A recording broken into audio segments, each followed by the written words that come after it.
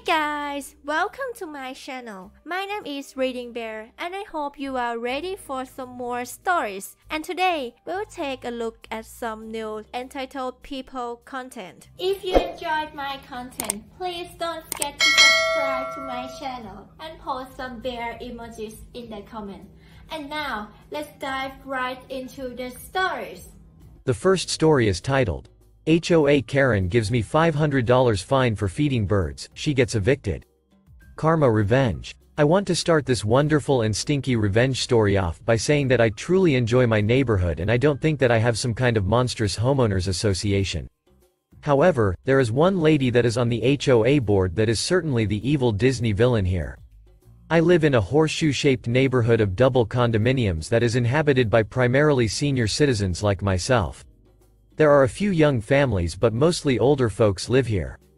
My husband and I had been in our condo for about 3 years when a new woman moved in about 2 doors down from us. Her name was Debbie and she had a snobby and crass tone to her from the very first day I met her. She was easily my age or older, yet continued to color her hair a fake-looking red and would wear it curly and tall on her head like she never left the 50s. Her excessive eyeliner and overland red lips were also cringy. That's what my granddaughter called her at least. Again, my H.O.A. isn't necessarily full of tyrants and for the most part everyone abides by the rules and keeps to themselves, but eventually some drama ensues with new neighbor Debbie. Everything begins with some ducks. That's right, ducks. At the front and center of our horseshoe-shaped neighborhood is a humble-sized pond that many ducks, geese and other birds choose to spend their time bathing, eating and lingering in. I, personally, think that it's cute and I love to watch them float around on the water and tend to their nests on the bank. I had tried to be cordial and make friends with her when I would see her out on our daily walks throughout the neighborhood. She never wanted a partner and would speed walk with her weights like she was in some kind of competition to avoid everyone else. She also had a little yappy dog that no one liked because she would leave it outside at 4:30 a.m. and let it bark its ever-loving head off. Her direct neighbor is a friend of mine, Louise, that I play card club with, and she told us about how she attempted to ask Debbie to keep the dog inside that early in the morning and she proceeded to be rude and shout at Louise, telling her to mind her damn business, and slam the door. Considering everyone in our neighborhood has strived to be polite and help each other, this bitch sticks out like a sore thumb among the rest of us. Louise attempted to take the issue with the dog to the H.O.A. board and found out that Debbie was the newest member somehow. That's just great. Do we need some lady like her handing out fines now? Louise had to drop the issue as she didn't want to have more problems with Debbie and her yappy dog. A few months passed and everything was mostly normal, but then spring came and there was an abundance of ducks at the pond. The maintenance crew had forgotten to put the fake floating alligator heads in the water to deter them from taking up residence there.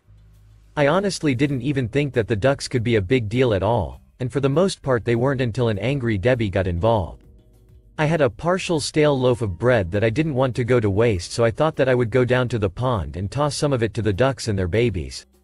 My granddaughter and I had a blast handing bread to our feathered friends. They quacked happily and circled around us asking for more until a startling scream erupted and caused us and the poor ducks to jump. To be honest, I thought that she had fallen down her deck steps and broken her hip because the shouting was so uncalled for. Her volume is truly impressive though, because she could be clearly heard from her home, which was about 4 houses north of the pond. "What do you think you're doing feeding those nasty creatures?" she screamed from her wooden deck. Debbie then marched down her steps and stormed towards us, waving her arms at the ducks to startle them, then she whirled around on us. "Stop feeding them. You need to leave," she shouted some more. "These animals aren't even supposed to be here and you're only encouraging them to stay and shit all over the neighborhood." I was so stunned for a moment that I didn't speak right away. We're just giving the ducks some bread." Debbie didn't like that and stepped up aggressively, almost getting in my face. "I don't care what you're feeding these disgusting, disease-ridden animals, but it needs to stop." She pointed at the ducks with her curved, arthritic finger, glaring at them like they had personally done something to her. My granddaughter was about 14 at the time and she has never been the type to hold her tongue. "You need to get out of my grandma's face, right now." She stepped up and wedged herself in between the two of us, firmly standing her ground. "The ducks aren't hurting anybody, and you need to be the one that leaves." She raised her chin to Debbie and this filled the woman with a rage that I could see bubbling up to the surface. Oh, I see. You have your little granddaughter to stand up for you. She turned on her heel and headed back down the sidewalk to her house, making sure to dramatically step around piles of duck poop that wasn't even there. We will see what the H.O.A. says about this. I heard her shout as she stormed off, telling her little yapper to shut up as she approached the back door. I was upset but certainly not shaken by this woman's grotesque attitude towards the ducks and myself. I was proud of my granddaughter for standing up to her. My son had raised her to be strong and independent. I didn't think too much of the incident but had a good time telling the story to my ladies at Card Club. I honestly assumed nothing would come of her threat with the H.O.A. until I received a letter about 2 weeks later fining me $500 for feeding unapproved wildlife.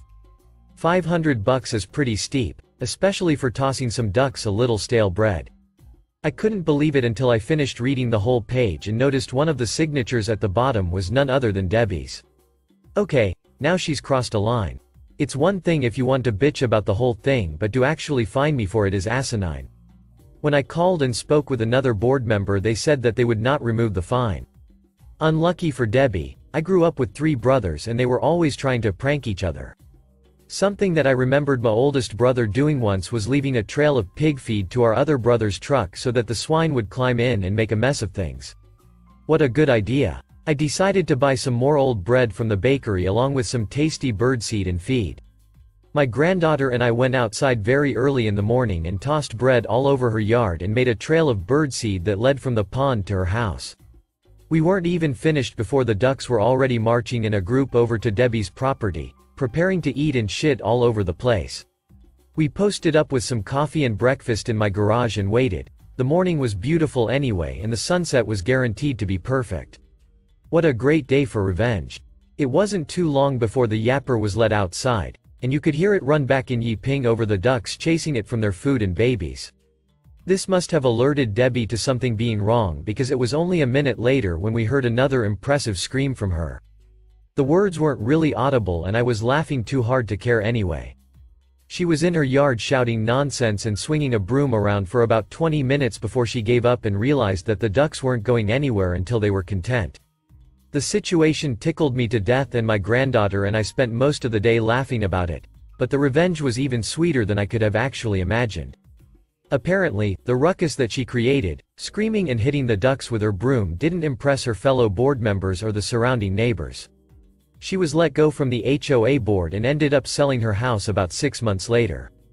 Everyone was happy considering anyone who met her seemed to leave with a bad taste in their mouth. She was rude and cruel and a bad neighbor. Our peaceful residence is back to normal with happy neighbors and ducks to be fed. Not sure where Debbie moved, but I really hope there is no pond nearby. The next story is entitled Neighbor Demands I Drive Her. It's long. Haven't spoken to my neighbor for nearly 3 years, after I began refusing to be her taxi. We had a decent relationship for a time. Always cordial. Neighbor doesn't drive and at the time I was a stay-at-home mom with a toddler and 2 in school. She first began by coming by one afternoon asking if I could take her and her kids to the dentist. Okay, sure, it's not far. Then another time her child needed seen at urgent care and she needed me to take them, but this is when issues first began. That particular day I had a contractor at the house and needed to finish with this. She told me I needed to hurry. I told her it wouldn't take long, but if it's an emergency call for emergency services or an Uber. She said it would wait. So, my contractor is done, and we go. And I pick them back up. Well, this goes on for a while off and on. Frankly, it's a little frustrating, but I'm trying to be neighborly, but then she began flipping a little. One day I get a text asking if I've left to take my kids to school. I had. She said hers overslept and wanted me to drop them off for her. Our kids went to different schools. I say yes, but she needs to come too because I won't sign them in. She agreed and overall, I spent an extra 40 minutes out of my morning with my toddler who doesn't love being in the car. But okay, again being neighborly. Then a pattern emerges. Kids keep oversleeping and knocking on my door or texting. I often try to run errands after I drop my kids off, so I'm out. I get a text, "Where are you? Will you be back from taking your kids to school soon? I need a ride." I say, "No, I won't be home," and then she asks if my husband can do it since he works from home. No. He's working. She got snippy and said she'd have to call them out of school again and they've missed too much. I ignored that and went about my errands. My toddler had some health complications, so we are often at the dock. Get another text asking where I am and when I'll be home. Say in the next city over and no idea, needs to call Uber. She claims Uber is unsafe and she will get killed. Then says she will get a ride to her APPT in that same city and I can wait for her to be done and take her home. I ignored her after that. Next week I'm at another dock far from home, again get a text. This time it's, where are you? You're not home again and your husband won't answer the door. We need a ride to the dentist in 30 minutes or I will have to cancel the visit. Can you hurry home? I am beyond tired of being questioned about my whereabouts, my husband doesn't even do that. So, I ignore her, finish the visit and take my kids to get treats. Then a text, are you coming? I need you to hurry, again I ignore. I'm over it at this point. Then, never mind, we missed it. Final straw was 2 weeks later. She meets me outside while I'm doing yard work. Said she got her kids signed up for an orthodontist and needs me to drive them to monthly appointments and she will pay gas. And the kicker, orthodontist is about 40 minutes drive in a bad part of town. Consider the appointment can take an hour. And then 40 back. Every month for roughly 2 years. She said I could just wait with my toddler or there is shopping nearby. I tell her flat out, no. I don't like being far from the kids' school in case I've got to get them and my toddler will be miserable and that's just too far. I asked her why she booked an orthodontist that far when she doesn't drive and she said because it was cheaper. She kept arguing but I stayed firm in my no. She was very frustrated with me and had been frustrated I hadn't been around more lately to help her out. My husband is mad at this point and had told me to stop completely because she's using me, and he doesn't like that. He was right. I told her I won't change my mind. She grew cold towards me. She got another ride but then 1 month her ride bailed on her and she came and asked if I would take her. I told her no, I explained it last time and that's not changing. She was furious and legit never spoke to me again and I certainly won't reach out for more of that. The next story is titled, Neighbor Lets Her Dog Attack a Package Handler Because She Didn't Want to Yell in Front of Her Angels. I could write a book about my next door neighbor, Jackie. We live in a multiplex house. Jackie is one of the most selfish and entitled people I've ever come across. She has a 16-year-old who was expelled from middle school for selling drugs and getting drunk in class at the age of 12. She has 2 toddlers. Her kids all come from different fathers. No judgment there, however, I give her the side eye because her baby daddies were all married, and she admitted she got pregnant on purpose hoping they'd leave their wives. When I asked her why she'd continue to do this with married men, she said she liked the thrill and didn't care about the repercussions. Yesterday I had a package delivered. She and her kids, and Jack Russell, were outside playing. When I saw the UPS truck pull up, I yelled, "Hey, can you call your dog?" She grumbled that it wasn't a big deal and went back to what she was doing. I ran around the side of the building and saw her dog chasing the driver back to his truck. The dude was clearly terrified. I started screaming at Jackie saying that she needs to get her dog and if it doesn't listen to her, it should be on a leash. I was also shouting apologies to the poor driver and explaining it was her dog, not mine. She screamed at me because she said her kids should see her as perfect, and nobody should correct her in front of her kids. This is the same woman who had her license taken away for having too many DUIs but still drives anyway. As someone that does deliveries myself from time to time, I know the feeling of being chased by dogs all too well. I told her we shouldn't have to dodge animals while trying to make a living and people like her made our jobs unnecessarily difficult. If you don't want to get chased by dogs, get a real job, said the woman collecting disability from a fraudulent claim. Thankfully we parted ways after that and haven't spoken since, but it's only been a day. We'll see what happens next. Not the most exciting story I have from her, but I needed to vent. The last story is titled, My Dad Got the Cops Called on Him. TLDR entitled Dad Gets Cops Called on Him for Making Too Much Noise Very Late at Night. Our dad has this habit, where he would burn wood at a fire pit that was already built into the backyard when we moved in, but he would be talking loudly on the phone which is also in speaker too and very late at night. I wasn't fully aware that my dad was doing this. I had to work morning shifts and early morning classes, so I never noticed how late he was up and on his phone. It wasn't until one night, more like 3 to 4 in the morning. I woke up to flashing red and blue colors coming in through my window from the basement. I'm confused and just roll over to go back to sleep cause like mentioned over I had to work the morning shift. I didn't find out until after I got home that the neighbors had called the cops on my dad, 'cause he was burning wood in the backyard at 3 to 4 in the morning while speaking loudly on the phone. He was speaking with a relative in Laos and you can hear animals squawking and barking through the phone.